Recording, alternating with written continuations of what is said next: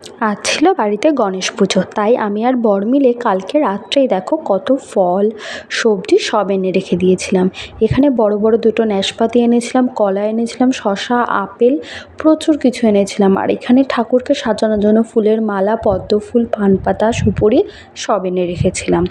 আর আলু এনে রেখেছিলাম এই কারণে যে আলুর দম বানাবো, লুচি করব, তার জন্য ময়দা থেকে শুরু করে সব কিছু আনা ছিল। সুজি এনেছিলাম। আর এখানে দেখো কমলাভোগ ছিল, লাড্ডু ছিল, মোদক ছিল, সব কিছু এনে রেখেছিলাম আগের দিন কিন্তু রাত্রেবেলায় আমরা।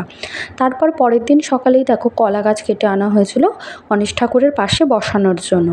আর আমি এখানটায় সকালবেলায় বসে পড়েছি লুচি ভাজতে। একদম সকালবেলায় কিন্তু উঠেছিলাম, 7টার আগে উঠে গেছিলাম। উঠে স্নান করেই আমি লুচি, আলুর দম, সুজিটা করে নিয়েছিলাম। আর এখানে আমার ভিডিওটা করে দিচ্ছে আমার ছোট্ট ননদিনী, আবার আঙুল দিয়ে দিয়ে দেখাচ্ছে ও এই গোল্লাগুলোকে করে দিয়েছে, তার জন্য ও কিন্তু আমাকে হেল্প করেছিল। বাদবাকিটা পুরো আমি একাই করেছিলাম নিজের থেকে, সব কিছু ফল কাটা থেকে শুরু করে যা যা সবজি বানানো সব কিছুই।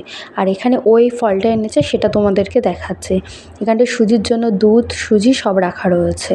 তারপরে আমি আর আমার বর মিলে কলা গাছটাকে সাজিয়ে নিচ্ছিলাম। কলা গাছের চৌক আঁকিয়েছিলাম আর লাল শালু দিয়ে শাড়ি পরিয়ে নিচ্ছিলাম। আমি তো একা পারবো না, তাই ও আমাকে হেল্প করে দিচ্ছিল। এখানটায় মৌলি সুতো দিয়ে চারিদিকটা রোল করে আটকে দেওয়া হচ্ছিল। এখানে দেখো গণেশ ঠাকুরের আরতির জন্য আমি কিন্তু থালা রেডি করে রেখেছি। ওখানে আছে আতপ চাল, প্রদীপ, আর আছে পান পাতা।